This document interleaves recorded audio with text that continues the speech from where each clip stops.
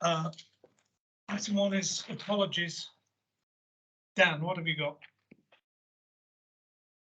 Thank you, Chair. A number of apologies from councillors Gavin, Hussain, Millward and Webb. Can I just mention that Councillor Gavin has he's been called back to a licensing committee just 5 minutes ago, which without him standing in would have been in court, and that would have been really inconvenient for all the people taking part at Sandwell this afternoon. So I said, let's just do it. Any declarations of interest? Oh, sorry, any further apologies? Claire Sim, Councillor Claire Sim. Thank you so much. Claire Sim, yes. Any declarations of interest? Item 3, Chair's remarks. I've just got one item, and I'll ask Councillor Huxtable to say a few words in a few moments as the Rail and Metro Meg Chair. William Whiting has passed away. Now, he was involved with the Stourbridge Line Users Group, and I think also with Rail Future in Birmingham. So, Timothy, I'd like to invite you to say a few words, and then I'll ask people to stand for a minute's silence.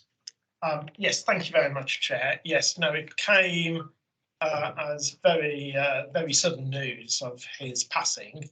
I know he's been involved with the Stourbridge Line Users Group for some considerable time, being the chair, I believe, at his passing.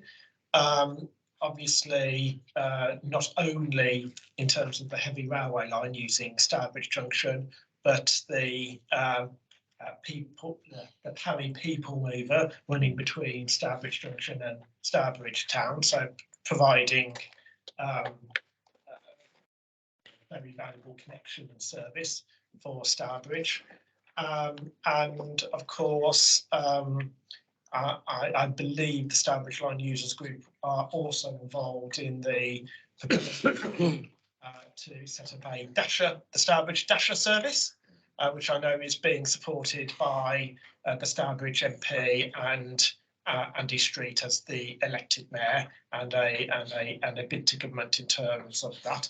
For those of you who don't know, the Stourbridge Dasher would run between Stourbridge Junction using the existing freight line to Pridey Hill and potentially connect up with the Metro. So I know pre-Metro operations have been working alongside it, and the Stourbridge Line Users Group were, I believe, supportive of it. So again, his commitment to rail, both light rail and heavy rail, as part of the Stourbridge Line Users Group, very instrumental.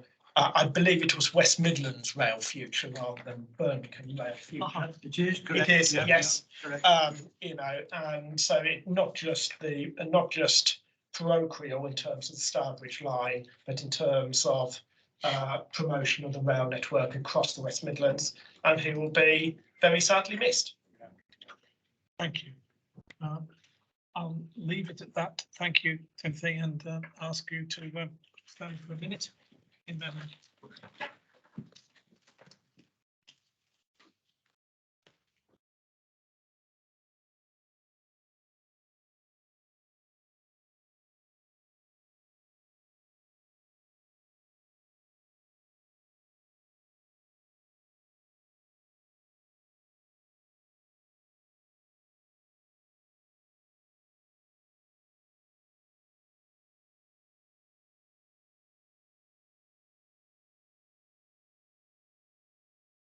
Thank you.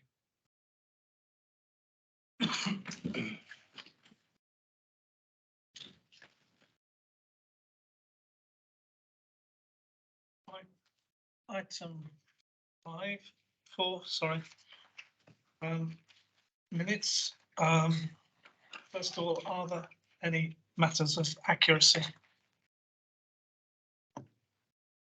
So can I take it that those are accepted as a true and accurate record then? Right. before we look at the action tracker, can I ask if there are any matters arising from the minutes? Yeah. Councillor Brinson. Thank you, Chair. You may remember that I sat at hand coughing at the last meeting, but we did question John Hayes, our head of bus, in respect to the service. A couple of questions were asked. I'm pleased to say that John has responded fairly fully. However, the one answer that I received in regards to the A9 service, I've learned, and John did promise me that there would be an improvement of services from the 1st of February. I've learned this morning that one was cancelled yet again. And we've had that all the way through from the 1st of February. So what I'm asking is that can the service be considered as reliable, and will there still be further improvements to that service? Thank you. John? Yeah, thank you. So we're continuing to work with Stagecoach, not just on service A9, but right across their network, as we are with all operators. I think everybody that's regularly using service buses will know that the services aren't as we want them to be. And you know, I don't want to go back over all ground, but largely due to the driver shortages that we're seeing at the moment. We are actually meeting with their exec team tomorrow, and service performance will definitely be on the agenda for them to discuss. So we'll absolutely be raising it with them. But we are getting quite positive dialogue, or we are getting very positive dialogue with Stagecoach, and they are taking actions to improve the situation, and have recently taken on a number of agency drivers to try and fill the gap whilst they recruit. Thank you, John. And can I just ask that you prioritise the A9, because Councillor A9s and myself are absolutely fed up of seeing it on social media and having emails and phone calls about it every day.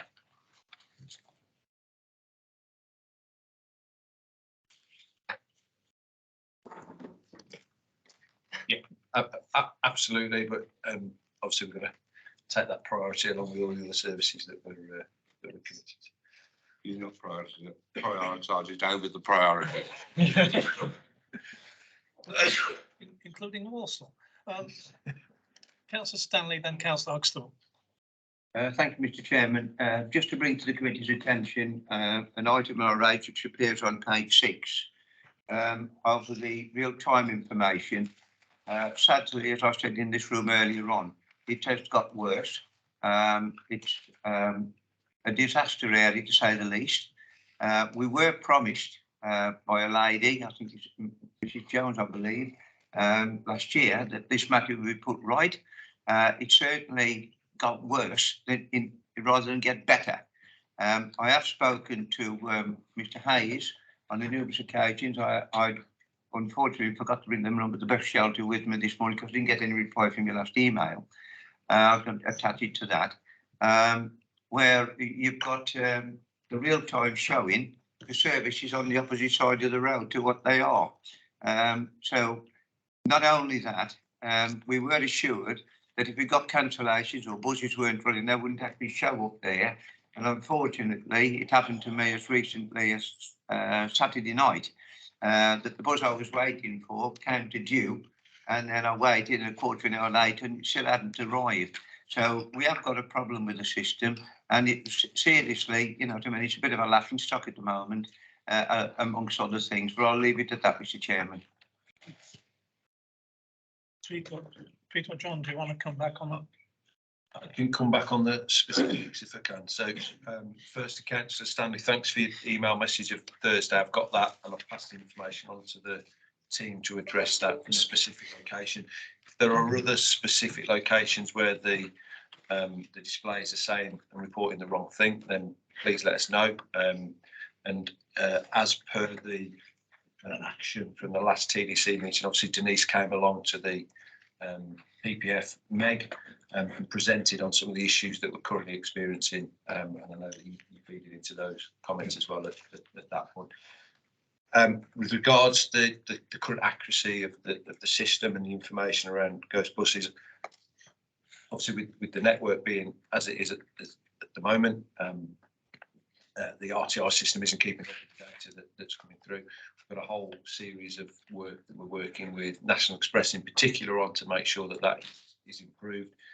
We've just contracted with 2 suppliers to improve that data provision, but it's looking likely it's going to be at least 6 to 8 weeks before we start to pilot the solution. So unfortunately, the element of passengers having to bear with us at the moment before we get there, but we're confident that we've got a solution that we can work towards. Yeah. Just to add to that, Chair, and thank you, Councillor. All points that are noted, and as we said last time, serious points for people's use of the network. I think at the moment as well, given the timescales that we just talked about, I think what John has set out is this combination of matters, some associated with the network changes, some associated with general system performance issues.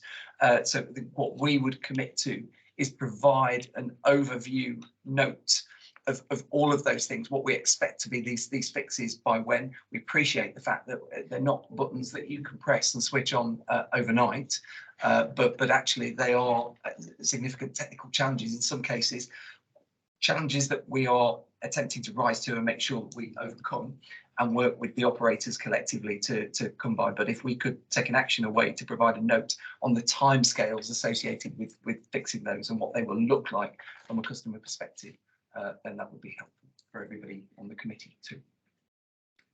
Okay, thank you. Councillor Huxtable. Thank you very much. Very quickly on RTI, I also have my concerns, which I mentioned to Pete and John only last week in terms of one location, which also is such a key location as part of the bus service improvement plan, as I understand it. So look forward to receiving details on that. In terms of the action tracker, could I propose that number 5, site visit to Dudley interchange, be recorded as completed rather than scheduled, as it has now taken place, and that we discharge numbers 2, 4, 5 and 6 having all been completed. Thank you, Chair. Thank you. Anything aside from the action tracker, is there anybody who's got anything to raise from the minutes? I've got a couple. Okay. On page 4,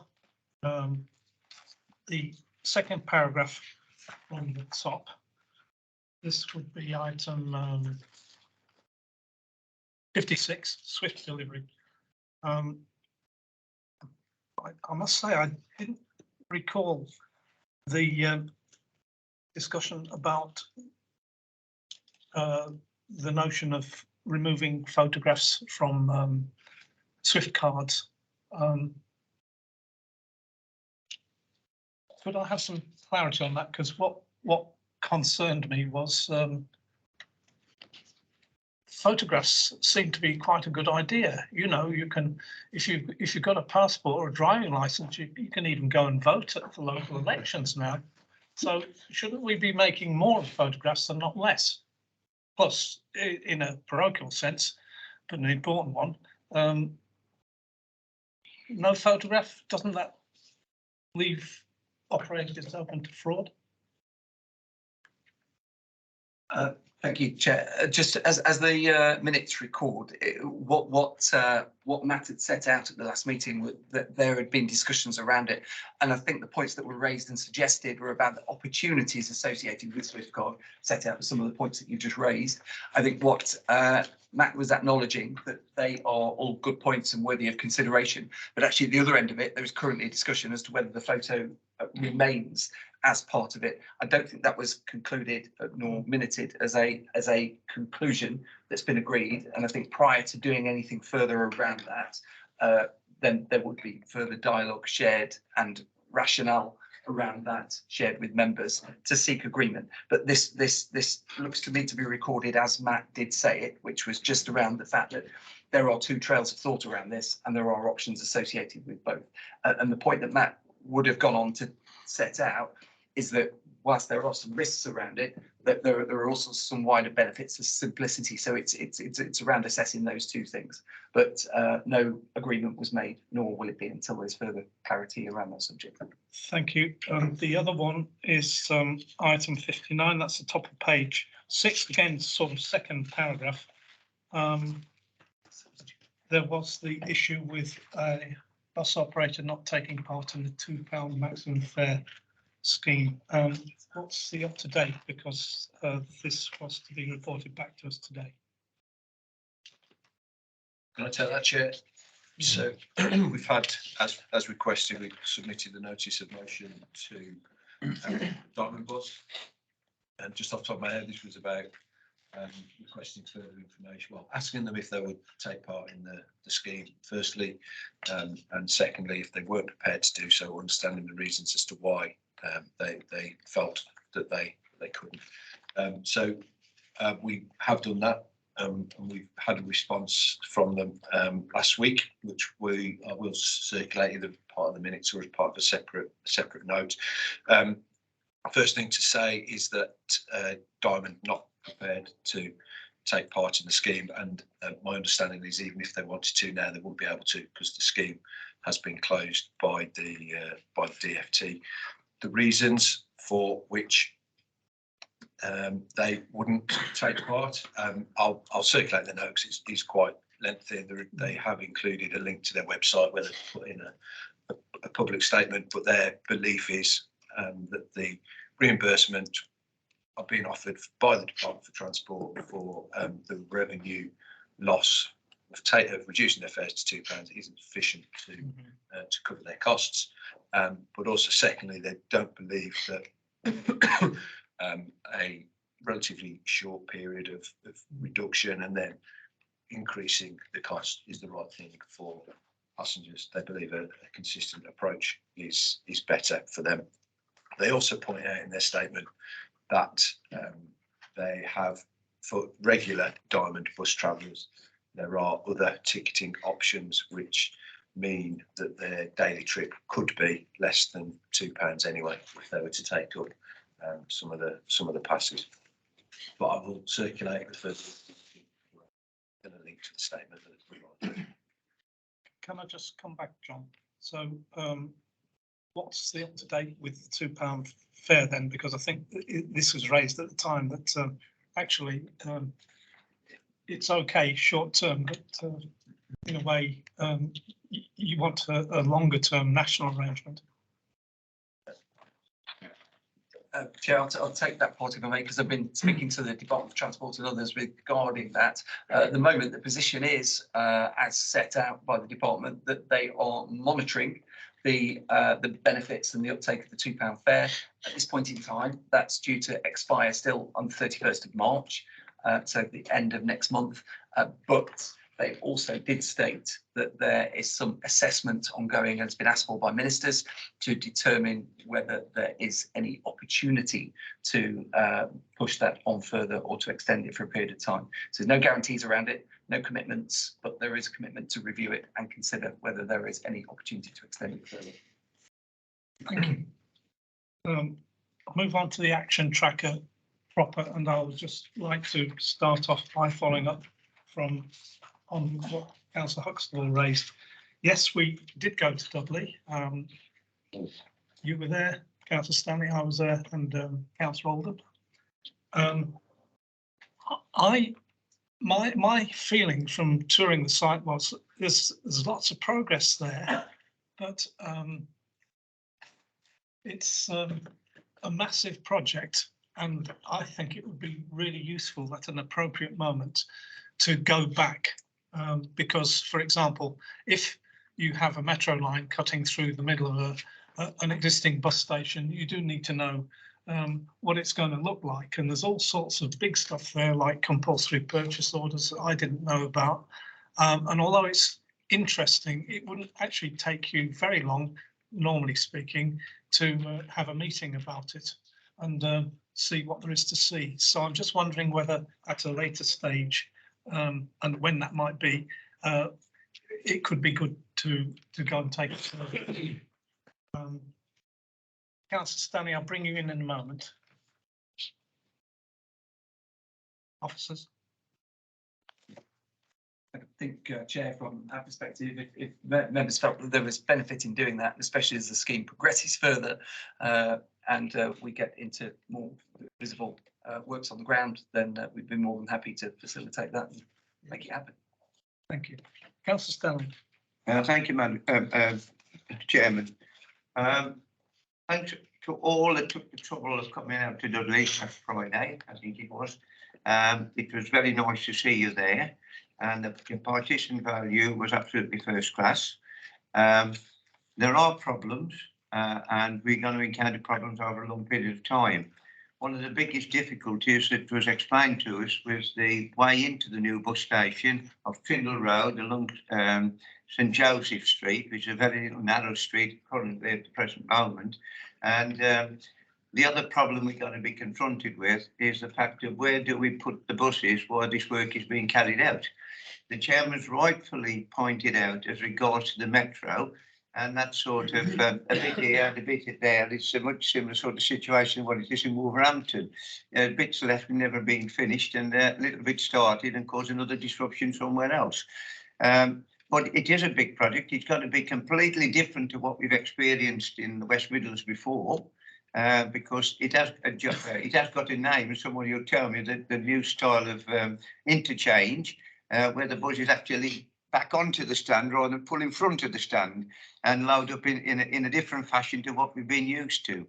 It isn't going to be in 2 levels. I think I'm quite convinced now that it will work on 2 levels because we're getting from one stage to another, because this is due to the topology of the land what the bus station is being built on. But I do agree with the chairman. As this is progressing, it would be nice to have representations periodically come out to Dudley and watch the progress as it's being made, and of course participate with all your experience at the same time. Thanks. Anything further on action tracker items, please? Councillor Huxtable. Yes, sorry, Councillor. No, thank you, Jay. Just following up from that, as you can see from action tracker point 3, the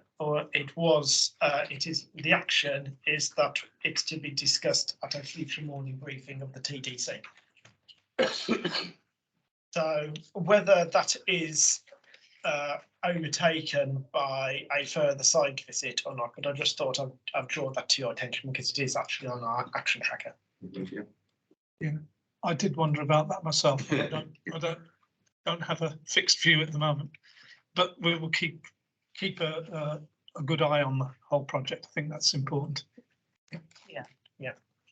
Chair, Yes, Councillor Hyde. can I ask that the implications on local vehicle traffic is part of that discussion?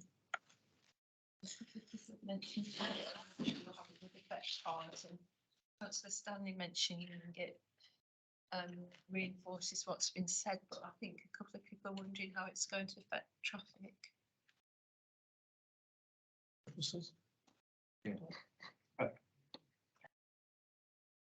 That's certainly incorporated as well, because that's part of the operational plan, both in terms of whilst the station is in build, and then obviously the long-term plans around traffic movements as well for the centre. I wondered if that could just be shared as part of the discussion, so that when people mention it to me, I've got something to share with them. One of the options here, Chair, could be that because as Councillor Huxtable rightly points out, it's on the forward plan, whilst it was perceived that the visit would supersede what is on the agenda for a briefing at TDC morning session, it could be that actually picking up the initial parts of that may be beneficial for all members to receive one of those in the coming months, and then to have the next site visit programmed in at a date that's more suitable. So we could keep that on the agenda, put it into a morning brief and incorporate some of that discussion point as well. Is that okay? Councillor Stanley. Thank you. Yeah, coming back to the councillor's remarks here, I fully agree what you say. Unfortunately, one of the arterial roads that actually run into the bus shelter, bus station at the present moment, at times is a bit congested with cars and etc. Although it's supposed to be bus and taxi, it's not enforced, I'm afraid to say, and it does cause a lot of difficulties with buses getting on and off the stand, and that road will eventually go. And it will cause major headaches of how you get around that particular part of Dudley. So yes, I do bear in mind what the comments you're making, and people probably have spoken to you like myself as regards to, you know, becoming too landlocked, etc., with vehicle movement as well as bus movement. Thank you. Can we move on to item 6? Forward plan. Any colleagues, anything to raise on these? No additional points, Chair. Anyone? Okay, let's move on. Item 7, capital programme delivery monitoring. Councillor Akhtar. Thank you, Chair. Chair, I would like to present to the committee the capital programme delivery monitoring report. The committee is recommended to note achievements since the November meeting of the TDC, to note the progress of deliverables and outturn of the 2022-23 capital programme, to note where indicated any variations from the baseline programme. Mr. Chair, there has been good progress made with a number of key milestones being met. The detail of this is contained within the report. As noted in previous reporting, there is a lot of delivery activity taking place across the West Midlands and nationally. So we are keeping a close eye on the availability of resources, materials, and cost inflation. The following elements within the 22-23 capital programme have been completed between November and January. Dudley Interchange, the CPO documents were sealed by Dudley Council on 9th November 2022. Digital panel rollout, the first vapor light units have recently arrived and are scheduled for installation towards the end of the January. Cross City Package 3, Dudley to Druidsheath, strategic outline business case completed for the DFT better deal for bus user schemes and is currently awaiting approval. I would also like to draw attention to paragraph 2.4 within the report, which highlights the intention to change the reporting arrangements to this committee. I will be working with officers on this. I will now hand over to Sandy to pick out any further details and take questions. Thank you. Sandy? Thank you, Councillor Akhtar. So just picking out a few things, there's a fairly extensive update on Dudley Interchange, which I know has been the topic of conversation this morning, and obviously the briefing and site visit last week. I also wanted to draw the committee's attention to the update on Walsall Town Central Interchange. Whilst the work that we've done on this in the past has been put on hold, there is an update that has been provided from Walsall council officers on the work that is ongoing regarding the town centre interchange and the ambition around that. So there is an update related to 3 phases of work, which is the connected gateway, is the phase 2, which is around walk, cycle and bus access around Walsall Town Centre interchange, and phase 3, which is around Cenotaph Square, which relates to There's different funding streams for these. It looks like these are all in development at this point in time. With delivery expected for phase 1 by 2025, phase 2 and phase 3 are then aligned to the wider West Midlands City Region Sustainable Transport Settlement delivery timescales. Now, there is further work to be done on those, so as and when we have that, we can keep the dashboards updated. But as Councillor Akhtar has set out, we are working to change the dashboards quite considerably and ensure that we cover off all CRSTS schemes that are currently within the group portfolio. And we are just working through how we report that information through, but not just to this committee, but to a range of other boards and committees as appropriate. I'm happy to take any questions or comments that the committee may have. Members, Councillor Hyatt and then Councillor Stanley. One of the scrutiny panel meeting in Wolverhampton, one of the most important things that I can look at is financial risk register, really. And when you look at the table, capital programme summary, we have an amber, red, green column, but it's easy to interpret that in the context of the project as a whole. Could we have an additional column specifically related to finance, which will be amber, red, green, so that we can track financially how things are progressing? The reason being is obviously the overspend that's happened with the project in Wolverhampton, and it's something that should have been flagged up as that overspend started to occur before it reached such a large amount.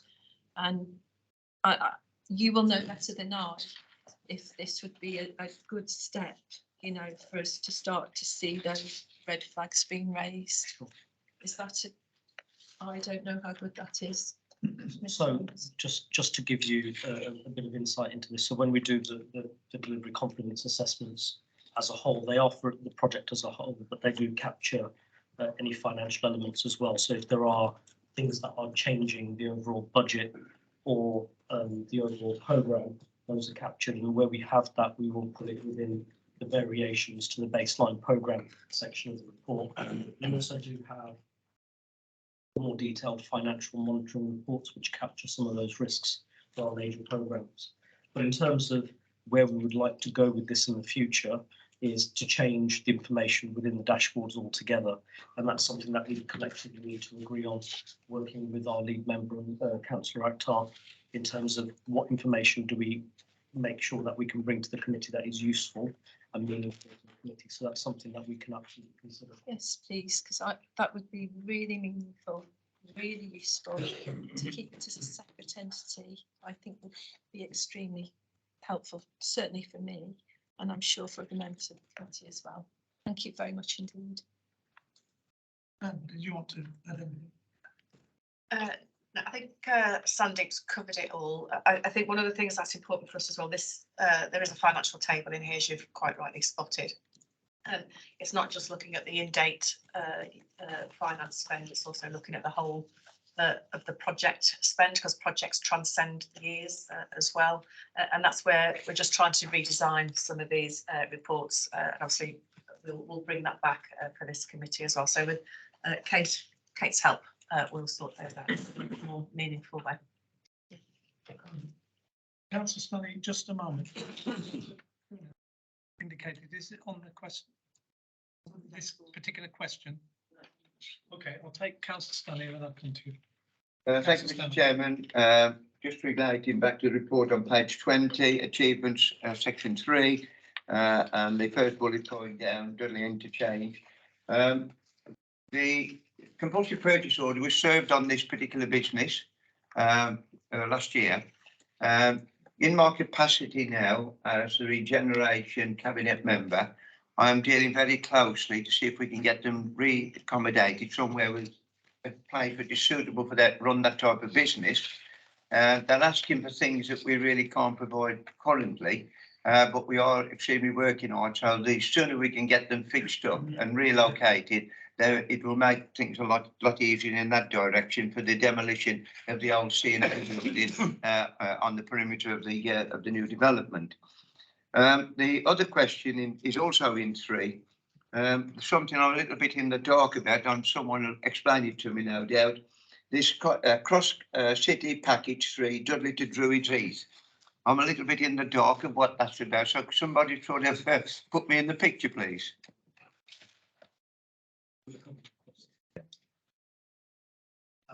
Councillor Stanley, this is the package of measures. This was the first cross-city proposal that you may recall came to this committee in terms of the funding that was allocated from government, £24.25 million, and that's trying to improve both journey times and reliabilities on it's currently the 87 route and Dudley to Birmingham, and is also the 50 route Birmingham city centre to Druids Heath, and looking at the opportunities to make the service reliable enough to join them up into one cross-city package, one cross-city route. The anticipation is that once the works have gone in on the ground and the reliability is to a good enough scope and level, a bit like with the Sprint, that they will be joined together to be able to provide cross-city services and to be able to improve those passenger journeys across the city centre, which currently don't happen. There are several parts to the project, so it may also be another project that could be worthwhile coming to a future TDC forum for updates and overview, because there are several parts to the package as well. Through you, Mr. Chairman. Thank you, Mr. Bond, for that answer. At least I'm more in the picture of what it's all about. So ultimately, will this improve the journey time? So it'd be less with this system than what it is currently, because we've got quite a few services that run from Dudley into the city of Birmingham. I know the 80 route, etc., etc. But it will improve the reliability and the timing. That's the intention of the bus priority improvements, is that they do just that. And the reason why, when this proposal came forward, the reason why we didn't support it being just joined up without the journey time improvement is because then what you introduce is further unreliability on the route by trying to cross a busy city centre. So not only that, there will also be provision in there for journeys to be provided on a sort of shorter basis, turnaround basis, if there are any matters of disruption on the service as well. Thank you, Mr. Chairman. I think you should give me a good chance now to explain the other part of this. It's when you leave Dudley, what used to be Burntree Island, where it's known as Burntree Crossings now. There's a bus gate there that's causing a lot of problems. I've mentioned this before, and it's part of the route that you're actually talking about. So we did say that sometime we were looking at solving the problem down there. Nothing seems to happen, but it is a problem that not only affects the 87, but the 74, the 126, a lot of the other services. It seriously does need to be looked at, because the bus gate really is causing more problem than what it's worth. Thank you. I've got Councillor Cooner, but yes, Councillor Cooner. Okay. Thank you. I'm going to come on speak on the resignation, Sandy. So you marked that as complete, but on the comment you have put down that further works are being looked at. But I would like some more detail on that, because obviously we've raised concerns about access for people with disabilities and with pushchairs.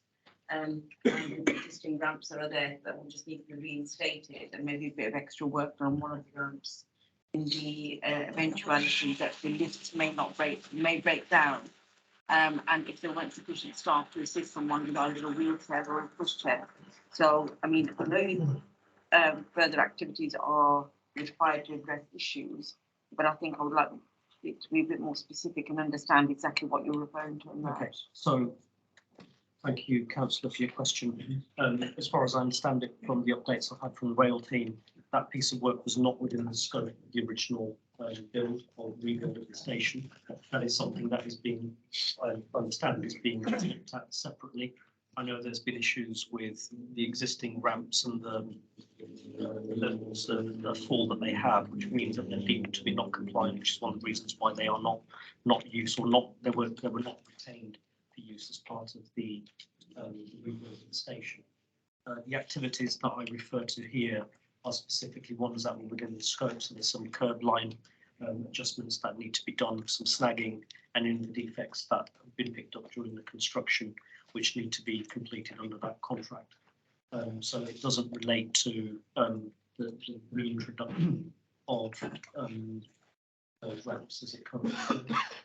Like I said, as I understand it, the issue with that is the regulatory requirements of the network rail, what they deem to be within specification to be used as access ramps, which they don't meet that new criteria. And unfortunately, it's one of the things that happens with rail infrastructure. As soon as you touch any part of that station, it needs to be brought up to the current regulation and standards, which those ramps do not fall within and were not part of that original bill. I will chase up those with the rail team around your previous query on that and where that has got to.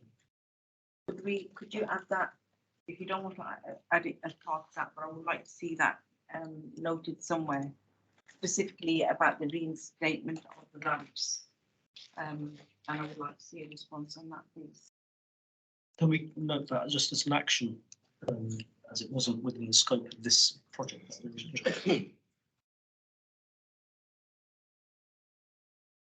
That's a lot. Just wanted to mention to Pete, you mentioned about the 50 bus route at Dribberty, because there's going to be new development there, houses and things like. Is that why it's being done up that way? Because the 50, possibly one of the best bus services in at the moment, one on my brain, into and out of the city along the Alcester Road.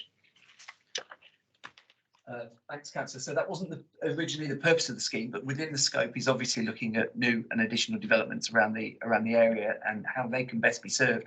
I think this has been in context of the fact that overall, over the last 5 or 6 years, we've continued to see bus journey times decline, their speeds slow across the city region, and looking at measures that can be implemented to try and reverse that. In some way, shape or form. This is very much a pilot project for the region with the government. So that was the first tranche of money. There are additional funds within the CRSTS, and they're the additional packages that are on the tracker as well. So it's very much the hope that this is just the first of several tranches of improvements that can try and help us get back to a position where bus journey time speeds are improving and not declining, because that then is having an overall impact as well on patronage and use. But that scheme and the scheme that you refer to would very much be aligned with reasons. Thank you. Just a question that go to living homes and houses and the estate, we'll need public transport to get to work, and obviously we want to encourage them as much as we possibly can. Thank you. Anything further on item 7? So you can see the recommendation on page 19, which is to note. Yep. Thank you. So item 8. Oh. Chair, it's Mark Corbington, apologies, myself, Kerry Blakeman, and Inspector Davis from the State of Travel Partnership here to just give you an overview of the report that's been taken in the paper. This report provides an update towards the Safer Travel Plan 2021 to 2024 and the objectives contained within that document. We last attended Transport Delivery Committee in November 22, and we also briefed members about the partnership in January last month. In terms of the key headlines with regards to crime and patronage, monthly passenger journeys for December 22 are 20 million on bus, 4.6 million on train, and circa 540,000 on metro. Year-to-date crime figures shown in the report for December 22 currently show a cumulative on bus of 1.90 crimes per 100k journeys, 3.37 crimes per 100k journeys on rail, and 1.11 crimes per 100,000 journeys on metro. Total recorded crime for 22-23 is currently showing an increase of 22% compared to 21-22. December did, however, see the first decrease in recorded crime on bus, and that was down 17%. Rail was down 21%, and antisocial behaviour incidents also decreased in December. The crime types that account for the largest percentage of crime are public order, damage, arson and violence against the person. We'd like to just clarify that's violence against the person, not injury. The majority of violent crime victims tend to be in the 15 to 24-year-old age bracket, with a large number of the victims actually know the offender. The police team have completed the following work, which is shown in the table. And at the last TDC, there was a request for data from each local authority area from Councillor Grimsall.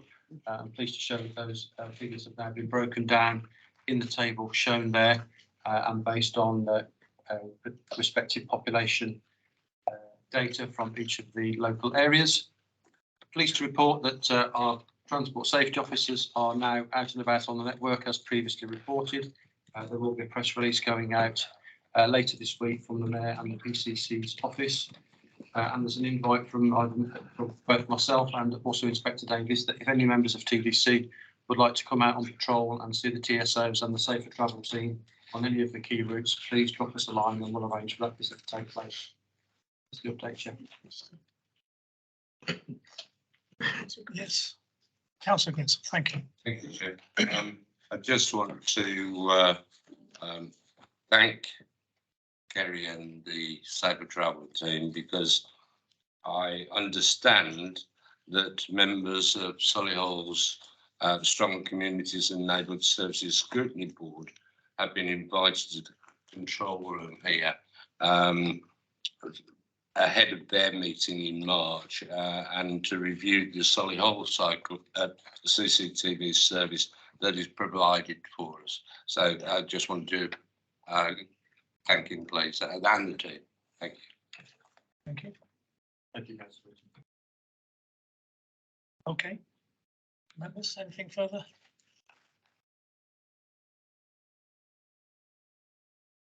So, again, it's for noting. Thank you very much, both. Chair, would you be happy to excuse myself and Inspector Davis? Absolutely. You mean you don't want to stay? I'm sorry, through the Chair. Andy, do you have a question? The next item was for Mark Corbyn as well, so are you covering that? Anta's here. Sorry, I didn't see There you it. go. Yeah. Rescue.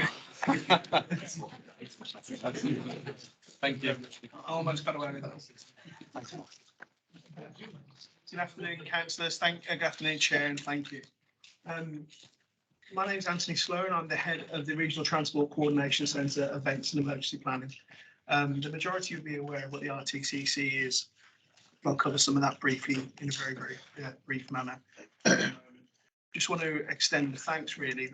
Pete Bond suggested we come here on a monthly basis to give you a bit of an overview on the performance of the network. And very much it seems like the right thing to do, and it's a sensible approach because that's an area where you haven't always had the oversight of what the performance on that is and some of the information that we get. We're in a very privileged position where we have a lot of information and data that comes into that facility. Coordination is the key. We are data, we pull that information together and make sure that other organisations, whether they be transport, blue light partners or event organisers or scheme organisers, have that picture to make that informed decision. And then one of the things I'm very, very proud that the guys, Chris is going to run through one of the monthly briefings that we have for us. They're also customers. And everything we do and everything we communicate is always about the passenger. And it's one of the things that actually we pride ourselves on within that facility.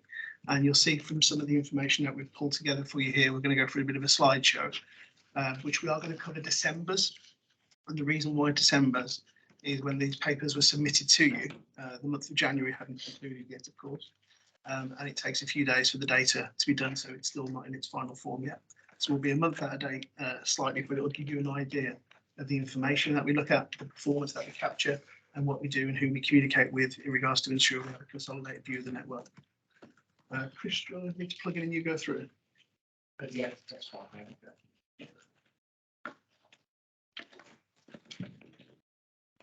I'll have to go over there, see if you can use the microphone. Yeah, of course.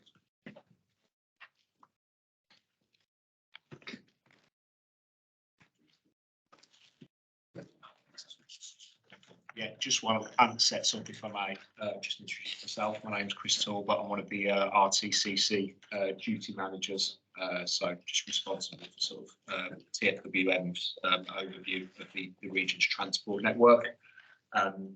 the report that will come up covers across local and national highways, metro, rail and bus services. I'll keep it as brief as I can because I'm conscious of time for all of you. But I'll cover it off hopefully sufficiently in that you'll get the information you need. But obviously, if you do need if you do have any questions after, then please feel free to ask.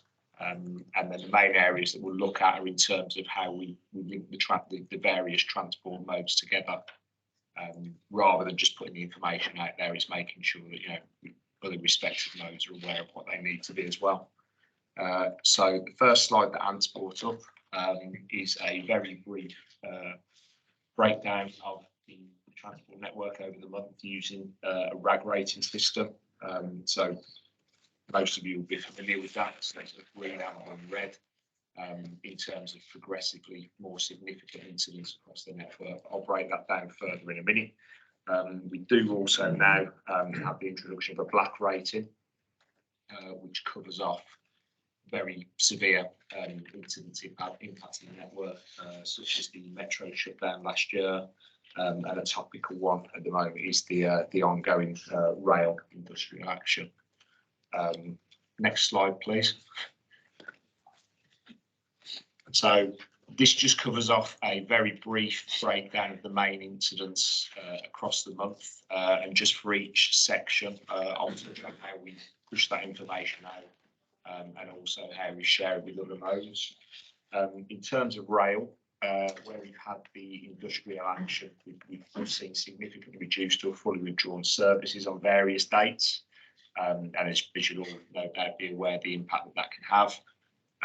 What we're trying to ensure through the RTCC is that information is conveyed to customers both via our sort of social media channels and our comms, and also out on the ground on specific days. We will have links in with our customer intelligence team, and they'll be based at key locations such as stations, because despite as much comms as you can put out, you will still get people turning up at stations expecting to get a train.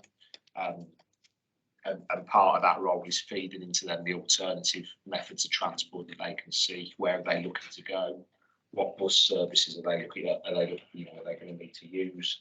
And what stops are they going to need to go to? So that's more for the planned side. You do get obviously unplanned incidents as well.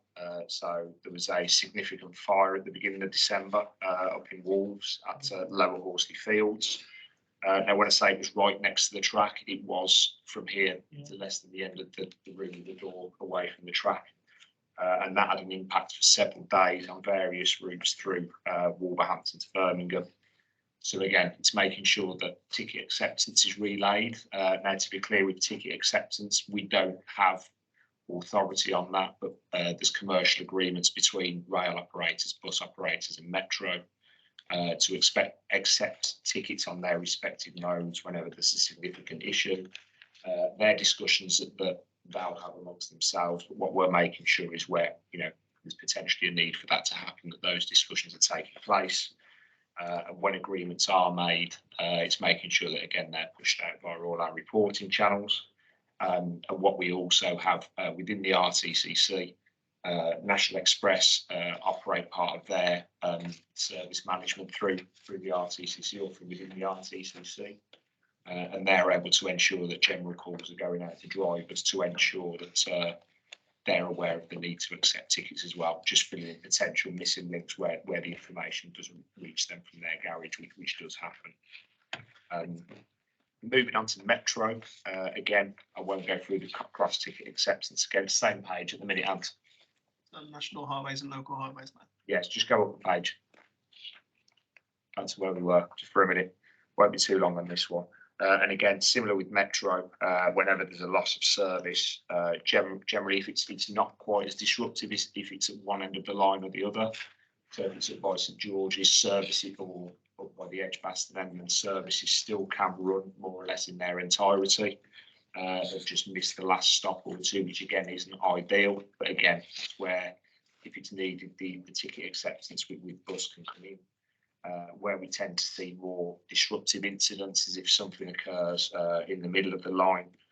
So, for example, it's not on here, but in January, there was a broken down tram between think it was Black Lake and West Brom.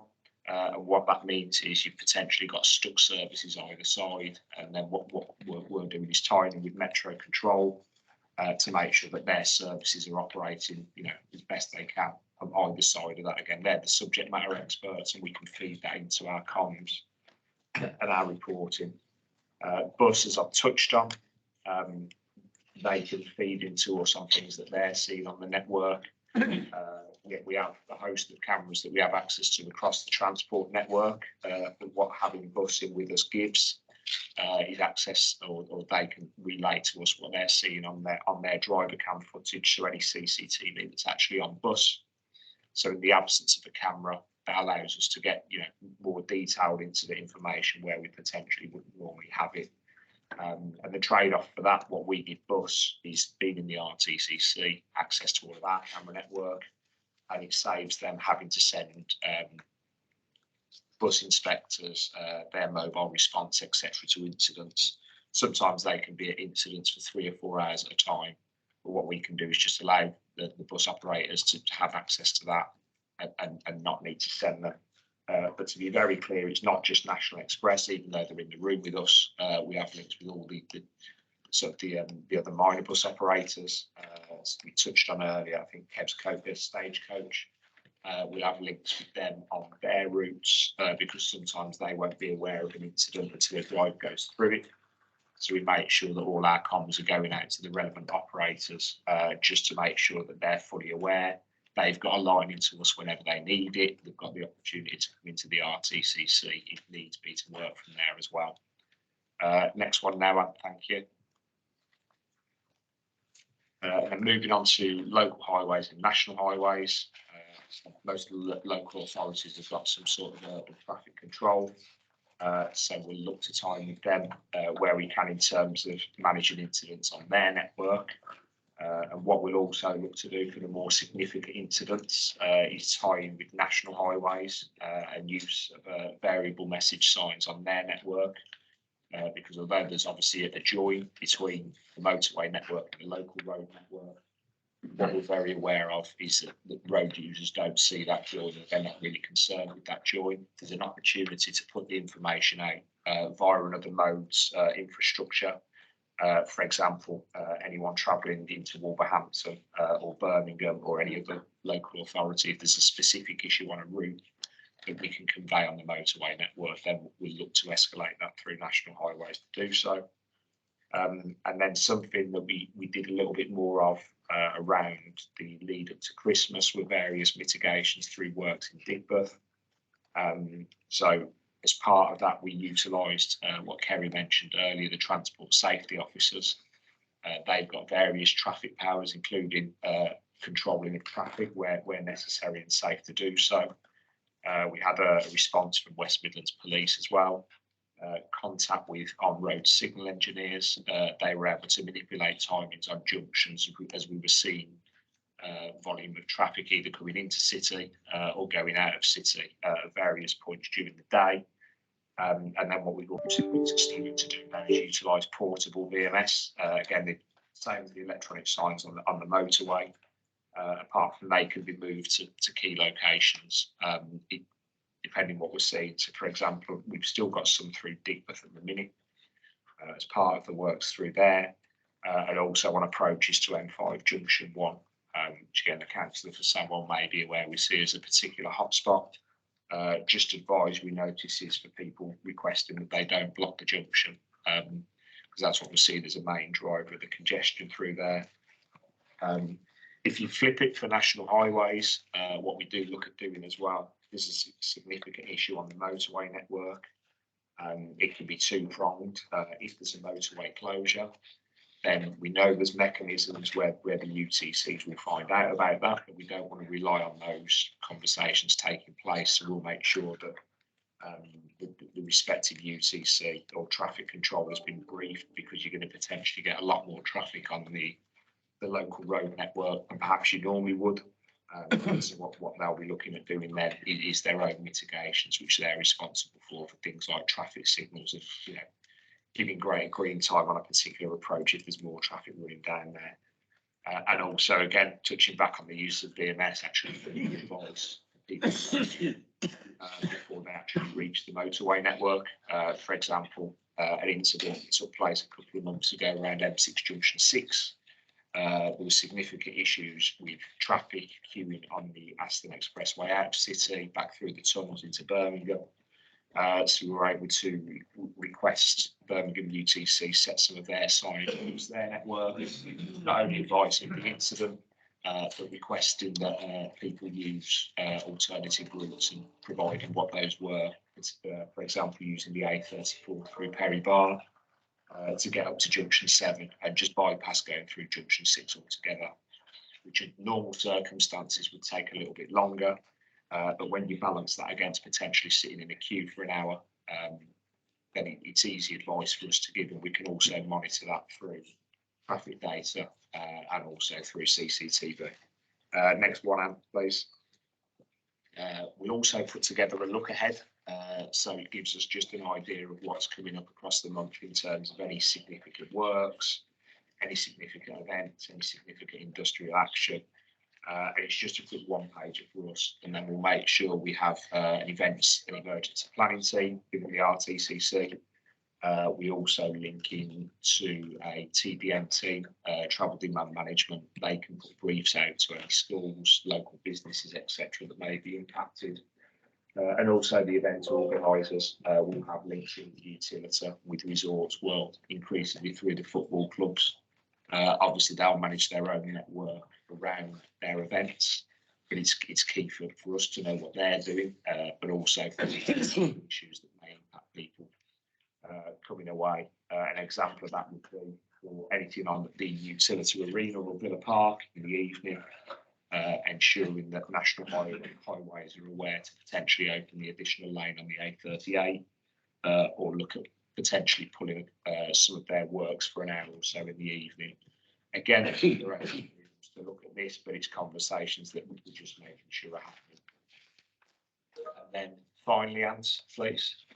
Just before you go on the value adds, Chris, I just want to add a couple of things there. Yeah, sorry, mate. They go on. So, no, one of the things there, councillors, what we're very mindful of is that we have a lot of data, and while this is in a format that doesn't show that, it's very factual.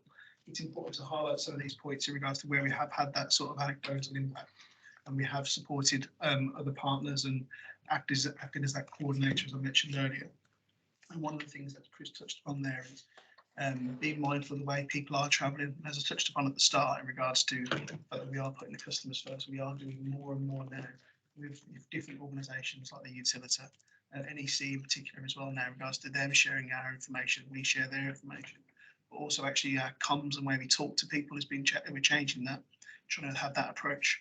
So we've had videos where we've had utility actually lead the videos for us in regards to making people aware of what rail strikes are impacting people travelling to a PTK show, for instance. We're very mindful of the fact that actually, we're very, again, fortunate in the fact that we have these wonderful facilities within our region. We need to try and do as best as we can to help people get to them. And if we can help act as that person who helps coordinate that, then that is 100% the right thing to do. And what we're doing is capturing all this information in regards to what is that incident management system. So any information that happens in regards to incidents, we can then have a data and intelligence look back in regards to what the performance was like last year, last month, last week, versus how it is has been recorded previously. One of the things that we're trying to do now going forward as part of our monitoring evaluation framework as well is how these value adds, where we do have very specific examples, how we support the local authorities, how we support major event organisers, how we support transport operators is captured in a different format. So this will change slightly going forward. It's we provide some really good examples in regards to how we've supported the coordination of the network. I'm going to pick a couple of them out, Chris, and then we'll probably end there. Yeah, of course. Most of these have been covered as I've gone through the slides, but just to give you a specific example of one that occurred in late November, so it wasn't quite covered on this report. There was a significant closure of the A41 Soho Road in Handsworth due to a triple stabbing, one of which was a fatality. And what we were able to do within the RTCC was coordinate across national highways, and then speak to Sandwell and Birmingham regarding them setting locally. All three of those parties were able to set VMS on their respective networks. advising people of the disruption, potential for alternative routes, etc. And also National Express and other operators just to be aware of the disruption from a bus perspective. And they were able to reroute around that. It was quite a fluid incident for a couple of hours. I think the closures changed 5 or 6 times. But at each point we were able to relay that information across the partners and bus and the local UTCs and national highways. They were able to adjust their messaging and their signing. And we actually had a call off the back of it from the chief constable who was linked in with the incident, just checking our response. He had a list of things that he wanted to see were being done. Unfortunately for us, all of those were already being done, and the feedback that we were able to give to again National Highways and back out to Sandwell and Birmingham was that response from a collective response across everybody was very well received, and helped keep disruption across the local area and the immediate incident scene relatively clear. Considering it was a potentially busy day and it went through 2 lots of peak traffic. Thanks, Chris. All right, I'm aware I've talked at length as well, so I'm happy to pause, take a quick drink, and then we'll try and answer any questions as best we can. Thank you. Okay. Any questions? Yes, Councillor Grinson. Yeah, on your look ahead slide, I note the closure of Catherine de Barnes Lane, 15 January to 8th of February. As with the 6th of February today, so we're heading toward the last 2 days, and can you confirm that it is going to be the last 2 days of that work? I've come in today specifically for this meeting, so I've not touched on anything operationally. I'm happy to go away, ask the question and feed that back immediately for you, if that helps. It depends if you can get back to me before the 8th. As noted at the start, Councillor, we're looking, the information this was based on, this is look back from December, so it's changed since then, of course. However, any new updates, if we can get that information back to you, certainly. Okay. Councillor Acton. Yeah, Chair, it's an excellent presentation and excellent work you are doing. But I mean, we all know congestion costs money. This must be making a lot of difference. Can you put a value on it? And no, that's what question. Second question is, would you be able to find or help us to find the ghost buses of National Express? The real-time information, we have a problem, my colleagues always point out to me, right? Is it possible you can work with them? And when they say bus is arriving and then he says no bus, but he says due, can you do something about that? Well, who am I going to call? I'll probably ask John Hayes in regards to support for the ghost bus data. Certainly what we have there, Councillor, in the facility, as Chris touched upon, and Chris has noted there, Chris has actually came in on his day off to present this today, as he's one of the holders of this document and puts that together for me, so thank you, Chris. But Councillor, yes, we do have a very close working relationship with National Express. In regards to the bus ghost data, I'm not informed enough to give it on that, so I'll have to go to John for a bit of a response to that one and support. In regards to how the different systems interface and talk to each other, there's a lot more. It's a lot more complicated than I can comprehend. But the essence is essentially, we need to have that supporting data to be able to push that out. I don't think we're quite there yet. In regards to your first question, in regards to the monetary side of things, the answer is that is something we're working on. I've been given the task of looking, as I mentioned, our monetary evaluation framework. What we want to try and do is put that figure associated to it in regards to the loss of time. I can give you countless examples of where these guys have actually had a direct interface with working with scheme engineers in regards to changing their times to make sure the network flows quicker and more effectively at peak times. So we need to capture that. We need to understand how we capture that, and then we can talk to you guys, we can talk to different partners, and we can celebrate the fact that actually we are making a difference. But again, at the moment, it's an evolutionary process. We've started it. We're not there yet, but we will be. Okay. Anything further?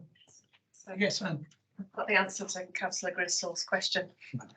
Because on a Sunday night, we normally get a weekly update And yesterday we had the update to say that those works in Bicken Hill will be finished on the 7th of February. Helen, thank The you. day improvement compared to the data from, there you go. Is that from our data as well? Yes. There you go. Thank you. Instant action. Don't count your chickens. Anything further? I'll drive past tonight. Okay. Well, thanks very much. Chair, may I also ask if we're excused as well? As Yeah. Chris is Yeah. coming on his day off, so I really appreciate that, Chris. Yeah, thank you very much. Thank you, councillors. Thank you all. Thank you. Yeah.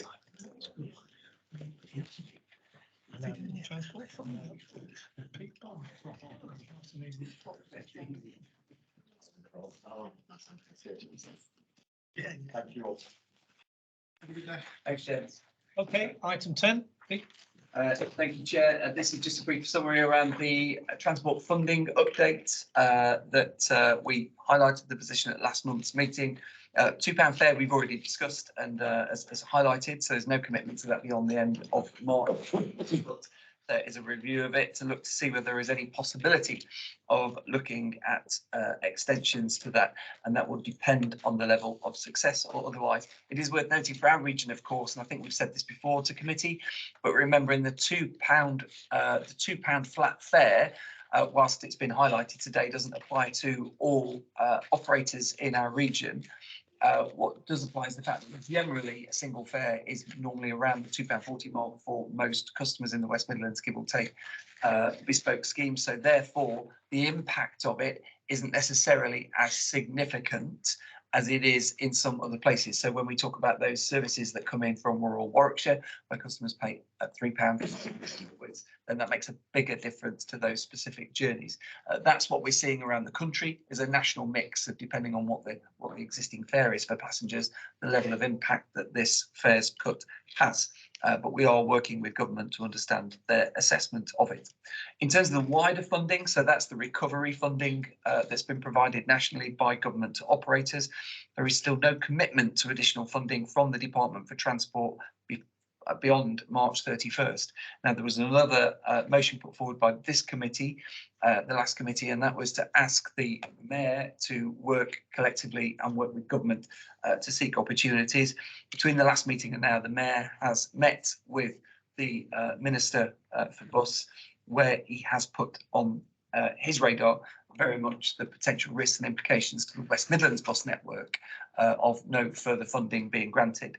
Whilst there was no conclusion from those conversations, the Minister did advise that he had some level of confidence that something would be forthcoming and provided. The challenge that we have at the moment is that we are now past the date where service withdrawals would need to be made by operators. The risks that we and other local transport authorities faced up and down the country was that operators would put in deregistrations pending no funding and then simply withdraw them. It's a very difficult position to manage and to hold. We're not in that space as it stands, because generally we have met with all of our operators. We are yet to meet with Stagecoach tomorrow, but generally we've met with most just to assess their position around this and what they are holding. I think we had agreed with Diamond Bus specifically that there could be scope for a couple of short notice deregistrations, and that was on the back of a funding commitment to get us to the January the 1st network.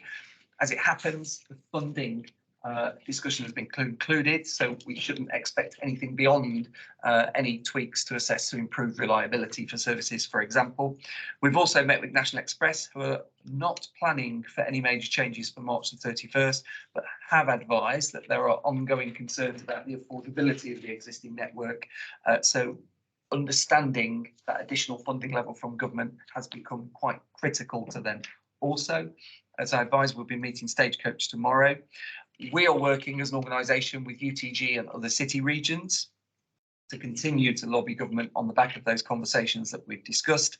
But the expectation from the Department for Transport now is that there will likely, but not confirmed, be additional funding and that we may be still a week or two away from understanding what level of funding that is, so how much and how long for, but that ministers are aware of the risks of a further tranche of bus deregistrations up and down the country, which has an impact here too. I think it's just worth saying as well, we do feel, we've always talked about the fact we've retained a 90% bus network. That is higher than a lot of other city regions and local transport authorities. Whilst that is good, that also means potentially we have more to lose. So I think the risks become a little bit bigger. So just highlighting that in a non-scaremongering but factual way, I think is quite important. Obviously, as well, not forgetting this we've spoken about cross city today. This really heightens the importance of things such as how we utilise CRSDS, City Region Sustainable Transport Settlement, to improve bus journey times and improve bus journey times across the conurbation, so that people can rely on those services and we can help them to recover. I think the other point, this is not funding, it's about patronage, and Anton and the team have given us the overview. I think it is worth noting that despite what we have talked about in this committee around performance levels and how challenging they have been, and despite the fact that we have talked about COVID recovery, passenger numbers on the bus services have still been going up.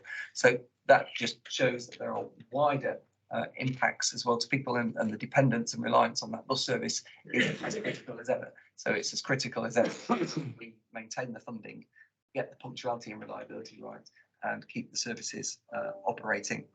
Final word from me is around Metro, because obviously within the funding envelope of BRG initially and the way that was allocated, Metro also received an allocation. That no longer will happen. So government have completely taken Metro and light rail systems out of that.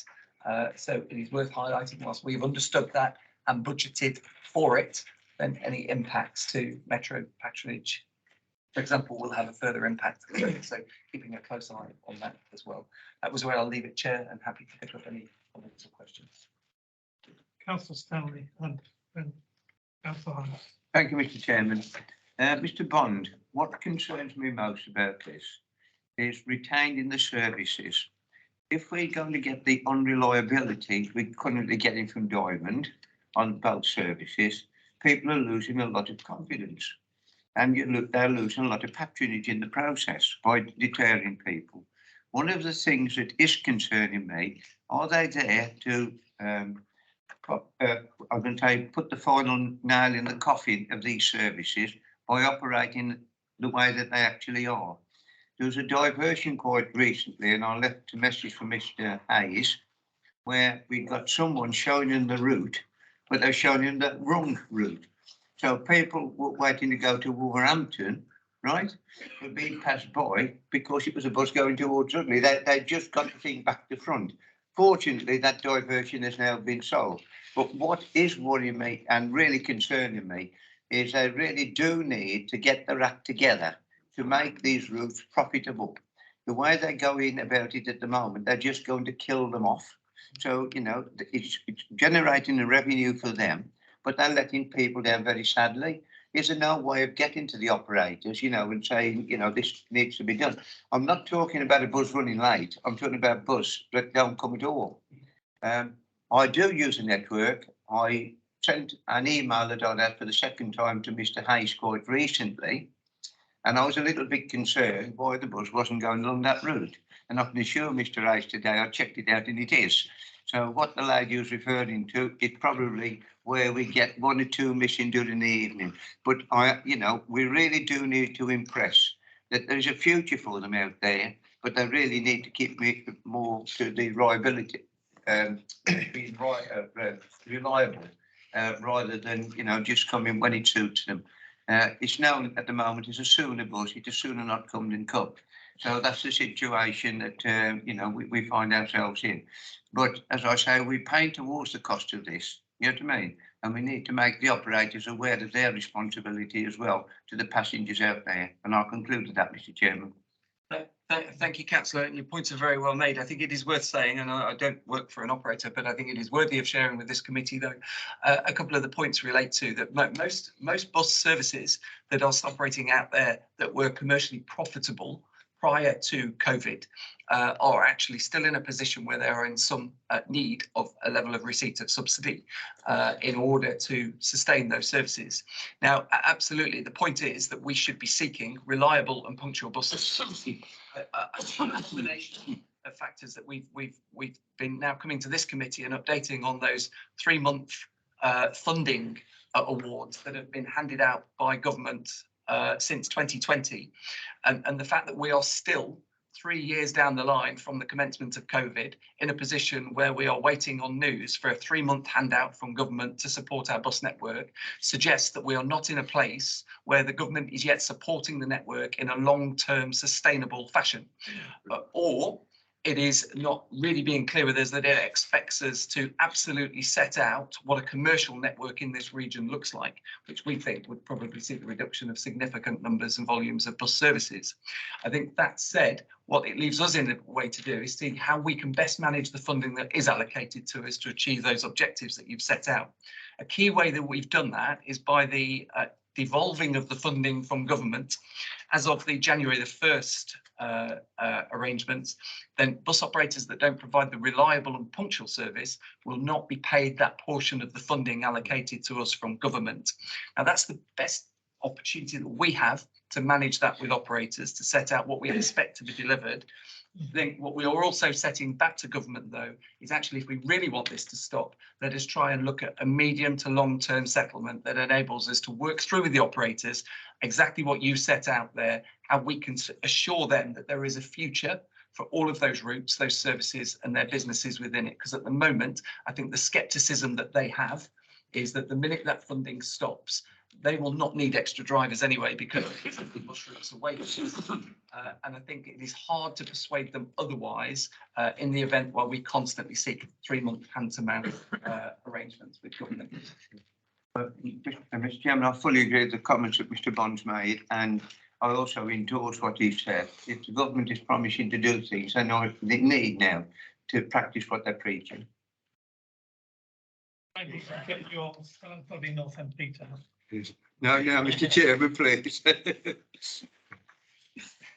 Yes, Councillor Hyde. Thank you very much for what you said. Hand-to-mouth funding creates a hand-to-mouth service, and we are working for our public transport system to get the funding and to be able to deliver. Will you let us know what happens with the funding released in the newsletter? As you said that you think about 2 weeks, you may know what the package is going to look like, and we all want to know what's going to happen next. We are rooting for it to be what you need. Thank you. And absolutely, Councillor, I'll share a note with the committee as soon as we get clarity on that. Thank you very much indeed. Thank you. Members, anything further? Thank you very much indeed. So we go on now to member engagement groups update.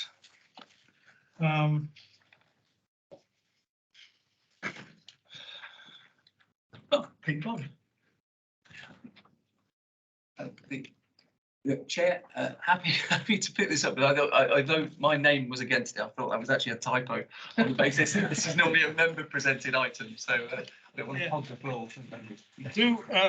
Does any member engagement group chair want to add anything or say anything? Yes, Councillor Rock. We held ours a couple of weeks ago now, the putting passengers first.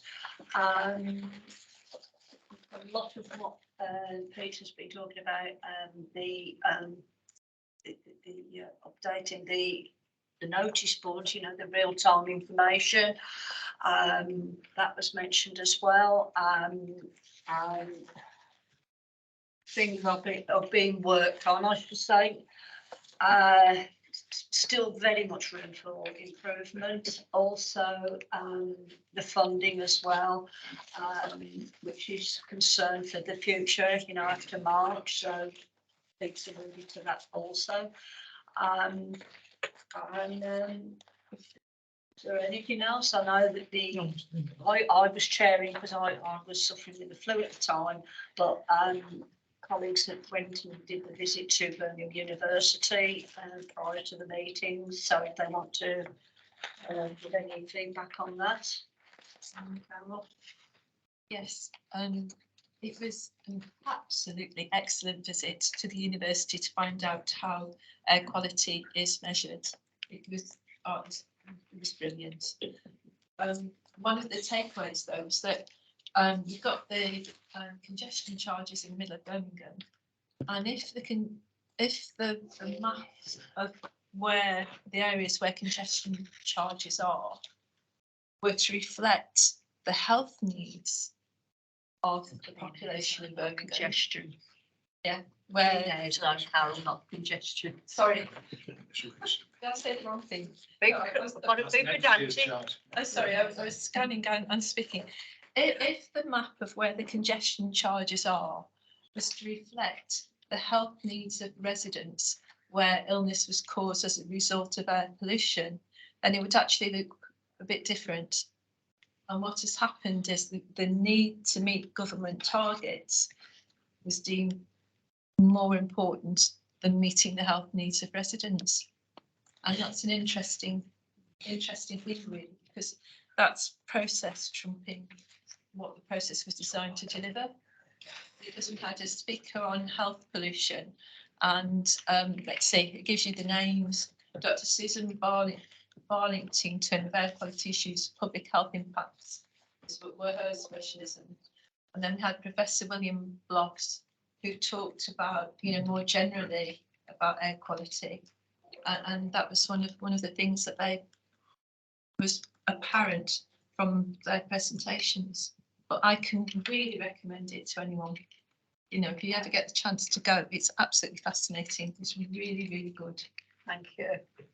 I should say thank you to Jake for arranging it too. Yeah.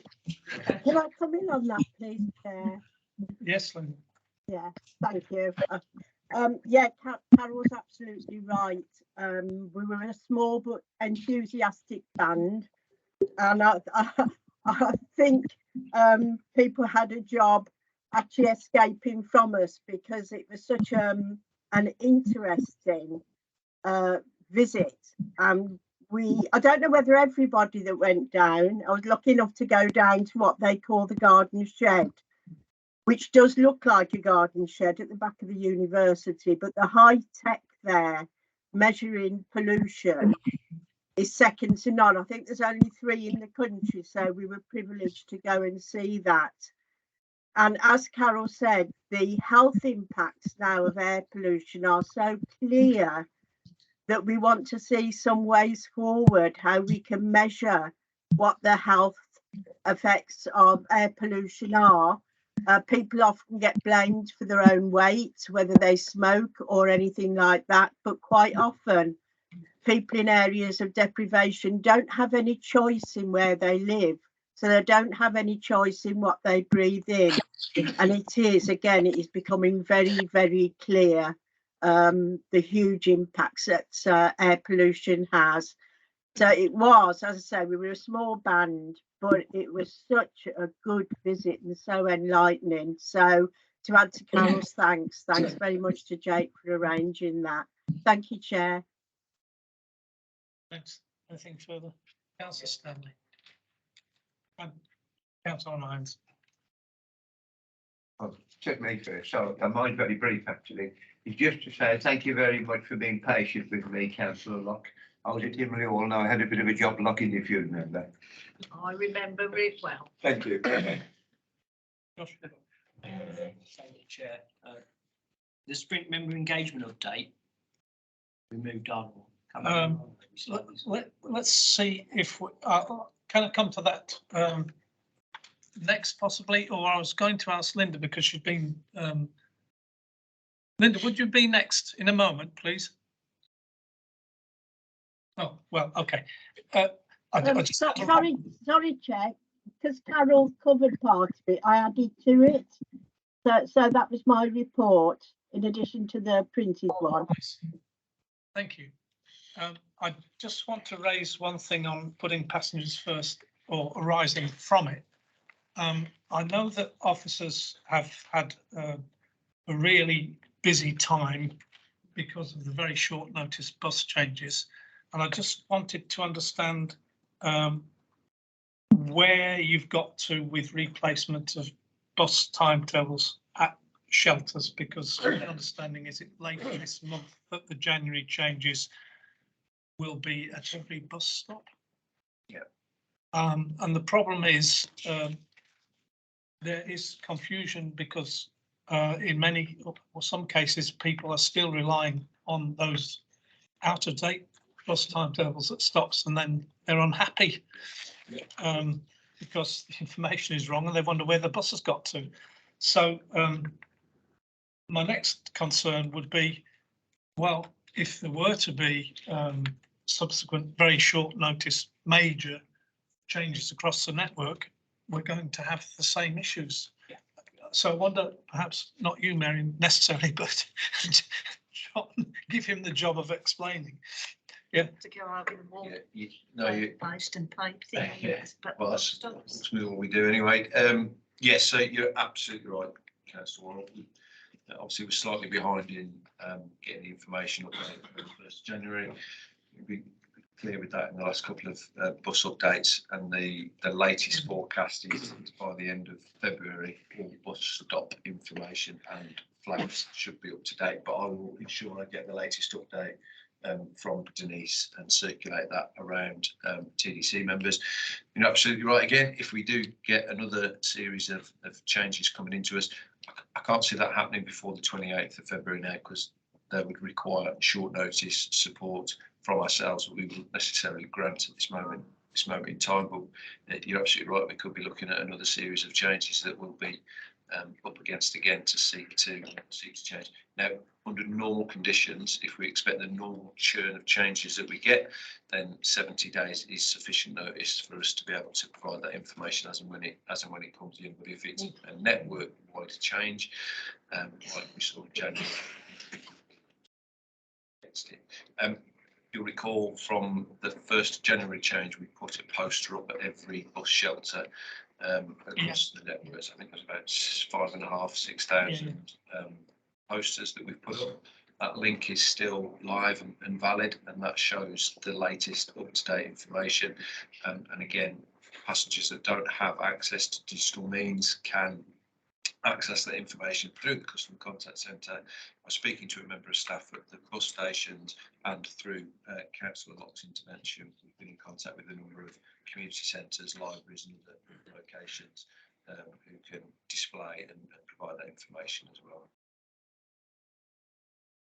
Anything further on putting passengers first? Oh, go on. Did you say that you were going to close our customer contact centre in Northampton, place them with people out on foot, and you found that reaches far more people in having a place that people go to? I thought that was really interesting and very, very community centred as well, isn't it? I ask a policeman and it could be yes, we did. Naturally, there's going to be a briefing note comes to TDC members around that and the proposals as well in the coming weeks ahead of the next meeting.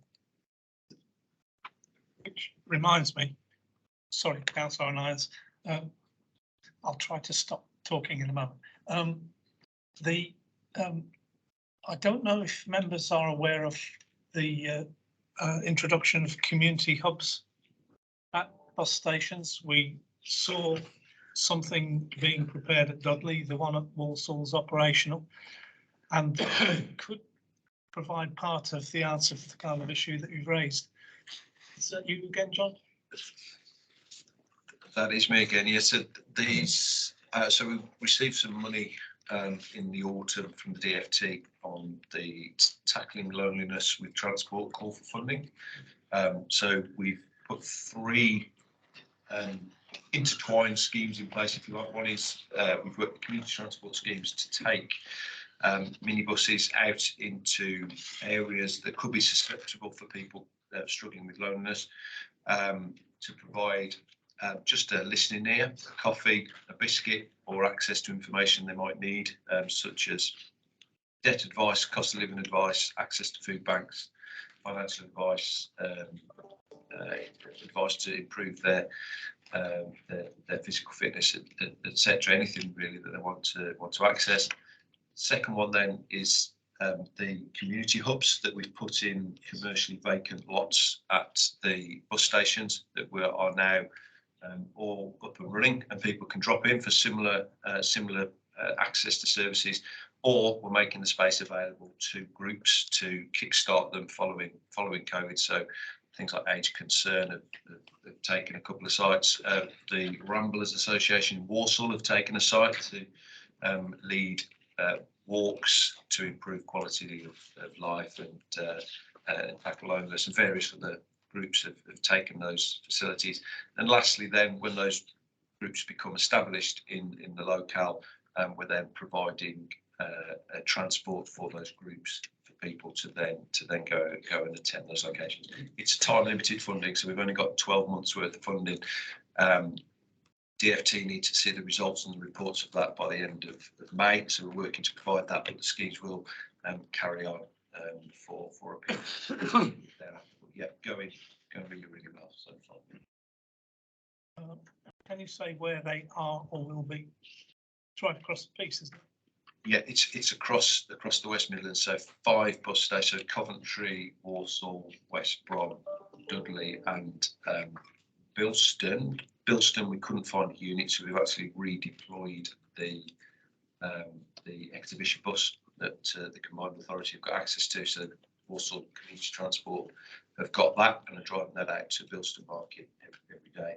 And then the community mobile community hubs can go where they're requested, really, but we've got some focused postcode information about locations that are most likely to where people are most likely to suffer from loneliness or need that help and advice, and we're targeting their position there. But if anybody's got any locations within their wards that they feel could benefit from having this sort of service, then please let us know and we can target those areas as well. And I think, colleagues, meanwhile, if you've got one that's opened or is about to open within your district, please get in touch with people, find out what they might have to offer. They might even print timetables, you know. Then please do that, because it sounds to me as if it's sort of new territory for the people involved, and unless there's meaningful community contact, then it's going to fizzle out after a year, isn't it? And we don't want that. We want to make it a success for all sorts of reasons. Okay. Sprint. Yes, sorry. Yeah.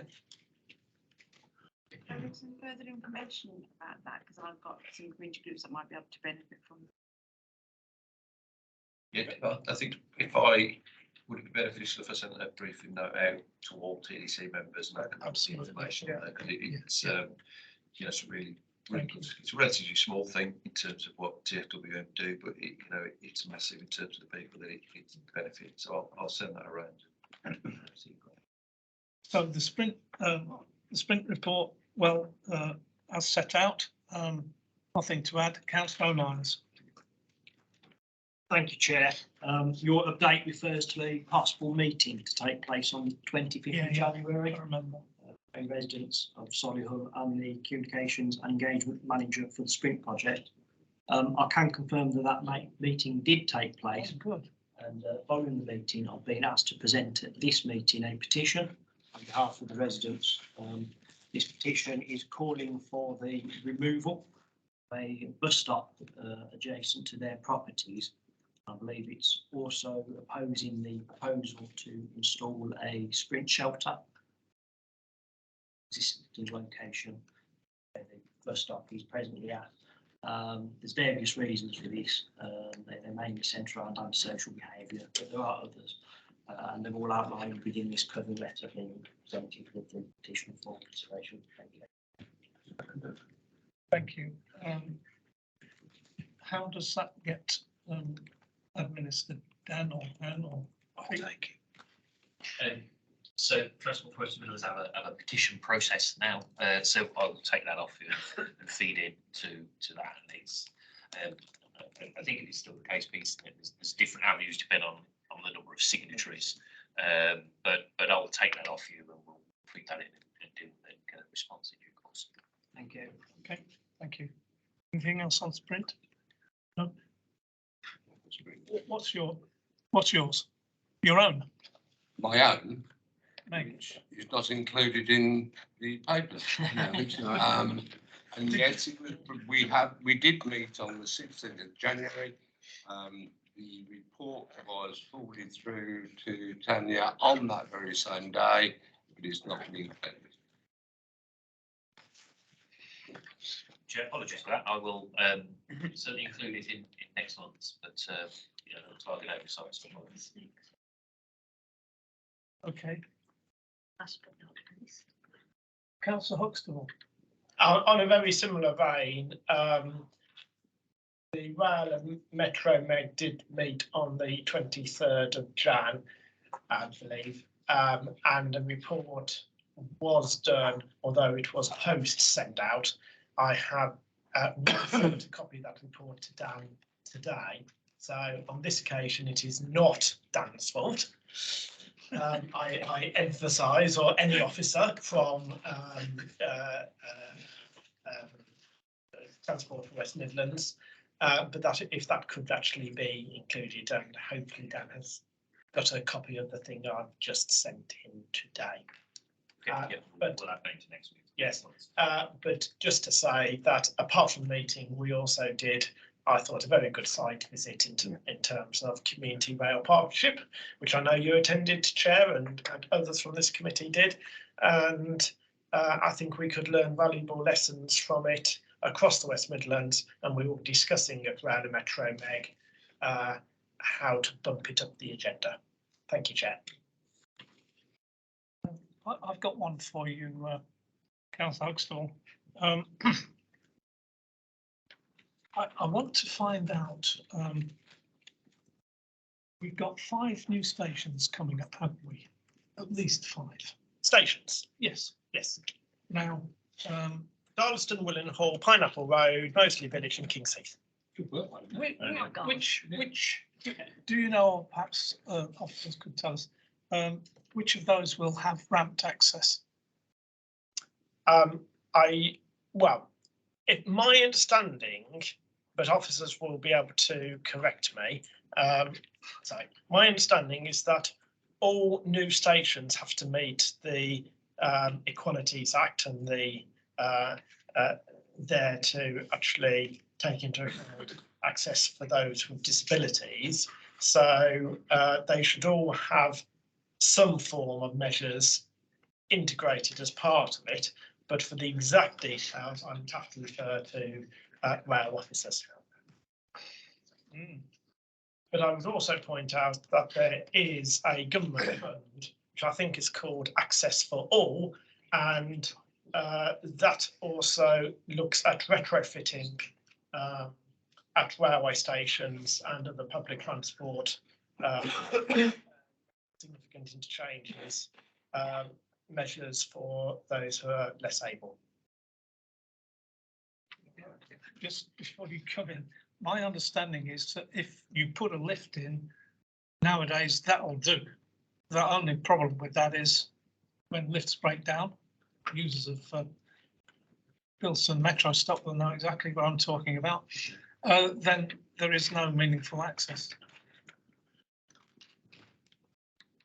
As I say, I'd have to refer to colleagues in terms of whether it's flat access or whether when it's on a gradient, whether there's actually going to be just a lift provided.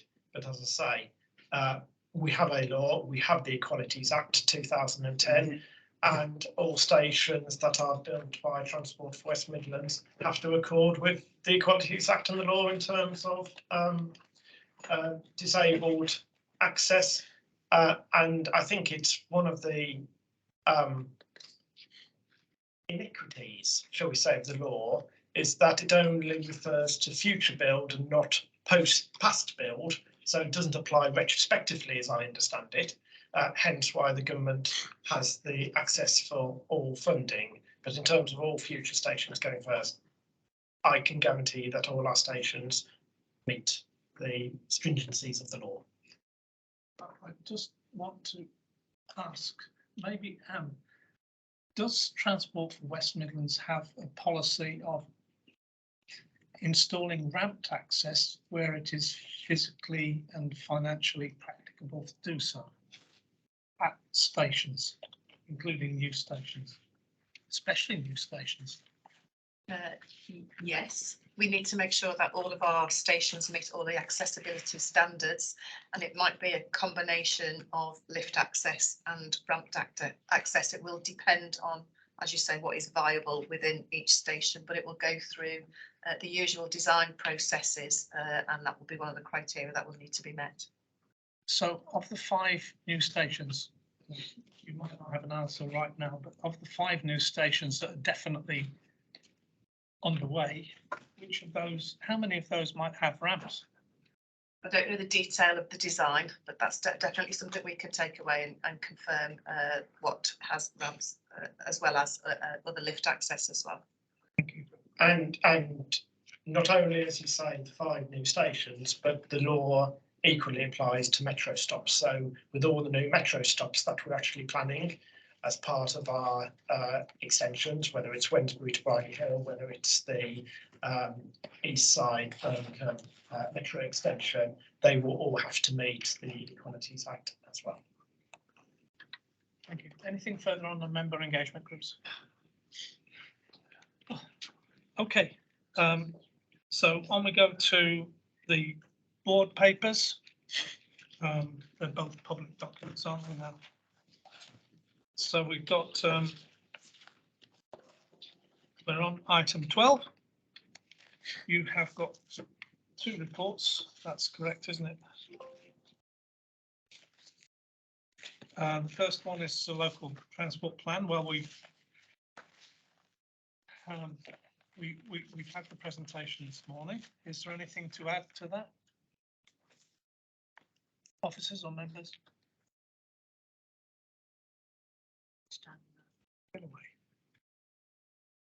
Yes, Councillor Stanley. Yeah, all I was going to say is, yes, I was present for that. It was very good and comprehensive. At least the officers walked out of this room taking note of the comments that have been made, and hopefully we should see something from that. So I thought it was a very good presentation. Thank you. Yes. The second one is High Speed 2 Growth Delivery Programme. Has anybody got, whether officer or member, has anybody got any comments or issues? Yeah, folks. Thank you very much. Yes, I've got various comments and questions. The first one is environmental, which is paragraph 16 of the report. And I would love to know some more details about where they're creating 43 new habitats, over 115 hectares, including 74 new ponds, where they're doing the 1,000 hectares of woodland, wildflower, grassland, wetland across the region, so on and so forth. Really good news to see that there's 81 local projects in the West Midlands. Be great if we could be given a copy of a map detailing what those projects are. I think they just to have such a map on their website. It'd be really good to hear that. So I would welcome some more detail on that. The one thing missing from this, and this is going to be a criticism, I'm afraid, as far as I'm aware, is the controversial nature of some of the infrastructure being built, such as the viaducts, which look like concrete monstrosities.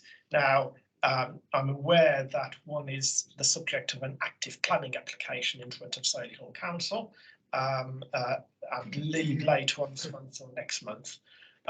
But given all the environmental credentials that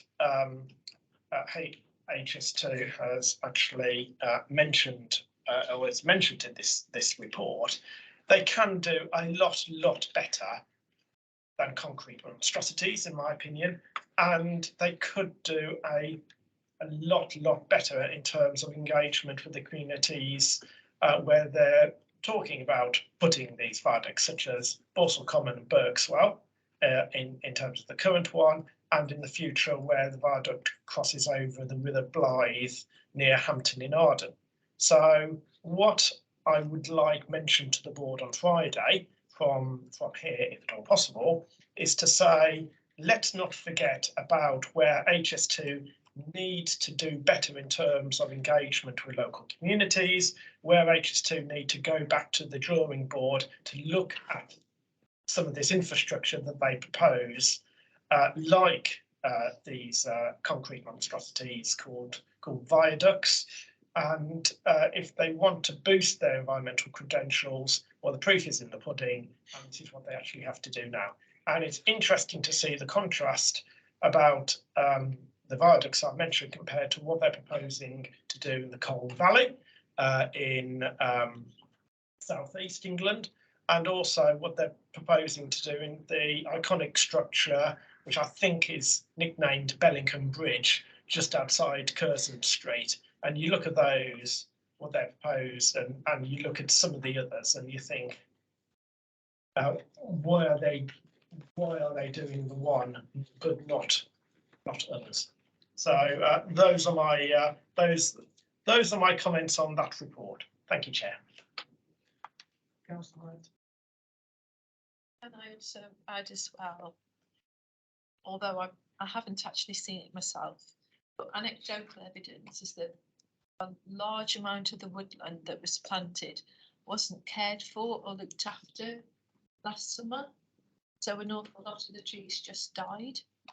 So within their plans to plant 1,000 hectares of woodland needs to come plans to support, look after and ensure that that woodland survives, because last summer was very, very dry, and my anecdotal understanding, and it is only anecdotal because obviously I don't know myself, is that tons of woodland just died. Thank you very much. Thank you. Can I ask officers, I almost feel an HS2 briefing session coming on TDC morning. What would you say to that as an idea, and when might be a good moment to have that, if it's a good idea to have one? Because you look at what's proposed and you think, oh, I'd like to know more about that. What's your view, Anne and colleagues? So I think it can be arranged. It would be really helpful. I've also got some ideas of areas of questions that you've got from councillors here. But Craig Wakeman here in Transport for West Midlands, who works mostly on the HS2 programme, can probably give you a good briefing. We could potentially invite somebody from HS2 to come along as well. It just needs to be organised in the diary. And if there's any other areas that you'd want to just understand a little bit more about, then we can do that. I can ask Craig to give some of the updates as you've just asked Councillor Huxtable, and ask him to look at the, how many trees have not survived the hot summer from last year, what's been done about that as well. But we can do that. Could be add on to the list of one-stop visits, the Camp Hill line in the future. You mean the stations on the Camp Hill line? Yeah, yeah. Or maybe do all of them or something. Yes. Okay. I'm looking at Councillor Huxtable as the chair of the rail group.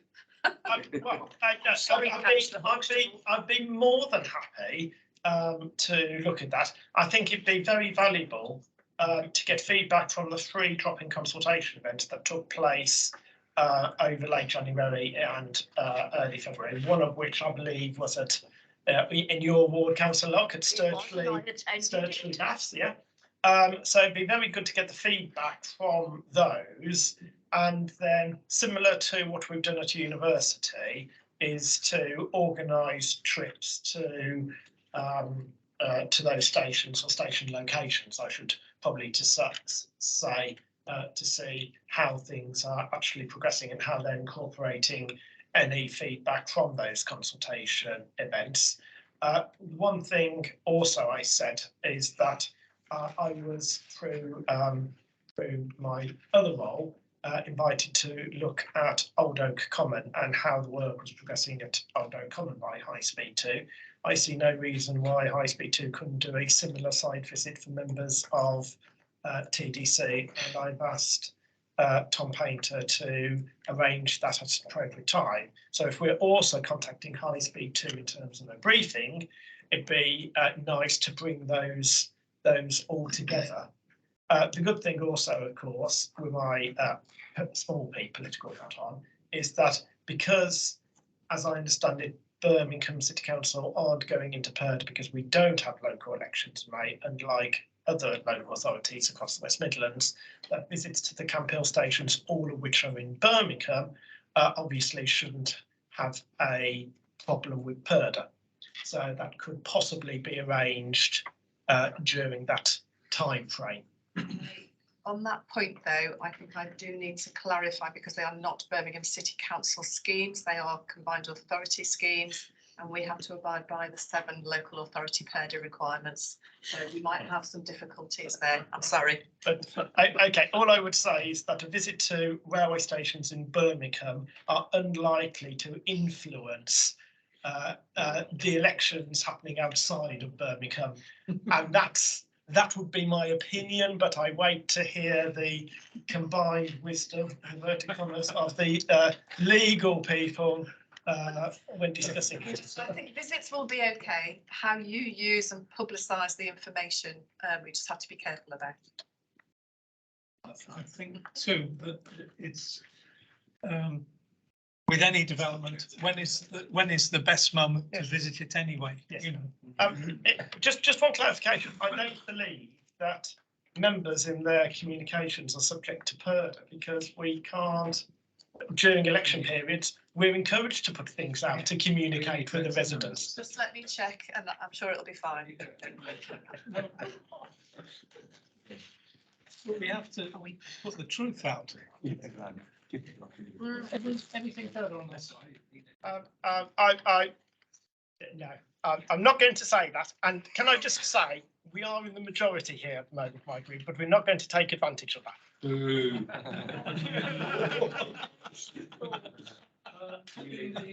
The date of the next meeting is 13th of March. In the absence of any further business, I would like to. I'll try to anyway. Don't outvote me. But 2 minutes to 3. Wow. Thank you, everybody. Thank you, Chair. Yeah. Thank you, Chair.